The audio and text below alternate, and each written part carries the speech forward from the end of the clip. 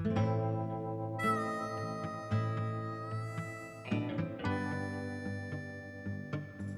got my first guitar when I was 12, and my mom was like, I asked for it for Christmas, and she was like, I don't know, Josh, I think it'll just sit in the corner of your room collecting dust. And it didn't. Right. So I started playing music at 12, didn't really even know how to hold a guitar on my lap until I took my first guitar lesson. I think I've taken about 10 or 20. Yeah, music is, it's everywhere, it's everything. So, the thought of being able to create it was pretty enticing to me. And at that time, you're a 12-year-old kid, all you want to do is play ripping leads. And, I'm just a metal kid. But right around that time, so I was always kind of industrious, and I'd like to have my own money because I came from a family that didn't just give you money for participation, So I had a paper route. I got a paper route when I was 9. And then I got my first, the government takes money from you job when I was 14. Yeah. I used to go up to this Dairy Queen on the corner of Shock and Carl, still there. The guy Al still owns it. Wow. But he knew who I was because I was in there all the time spending my paper route money. That's in North Columbus. Yeah. And I said to him, hey Al, give me a job. And he was like, how old are you? I was like, I'm 13. He was like, well, come back when you're 14.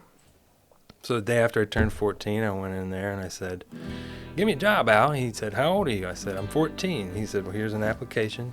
I filled it out, handed it to him, and he said, you're hired. Mm-hmm. You're my new grill cook on Fridays and Saturdays. So I was 14 years old, the first time I ever had a full rail of checks in front of me. Yeah.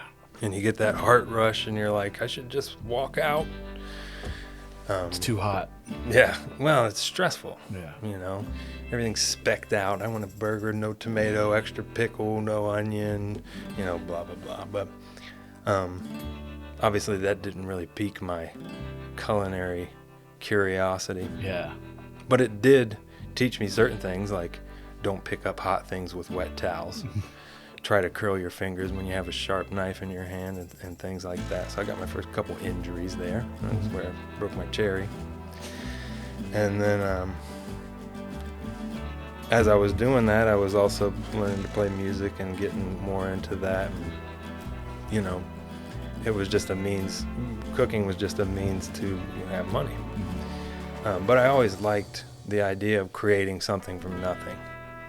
That's why I like hunting and fishing and gardening and art and music and things like that. It's all based on what you have in your heart and your head and what you can actually materialize in front of you. So I did fast food for a couple of years just for the money, and then what about like high school? High school, I did mostly fast food in high school, and then I got a job at a retirement home. Didn't learn much culinary there. Mm-hmm. Now, when you growing up, was your family, did they do like Sunday dinners or? Oh yeah, my big cooks. Yeah, my mom was a great cook. My grandma was a good cook. She was a country cook. Mm-hmm. She can make squirrel stew with dumplings and knock your socks off. Yeah. And my mom's a really good cook. She's an intuitive cook. So she's one of those cooks that doesn't use measuring utensils and cups and stuff like that. She makes cinnamon rolls from scratch, not using anything. And, the 45 years I've been alive eating her cinnamon rolls, I've seen her fail twice maybe, where they just go, and they collapse. But she had something on her mind. Yeah, she was busy taking care of all those boys. But no, I would watch my mom cook, and she would let me participate every once in a while. My dad can't cook at all. I mean, he would burn water.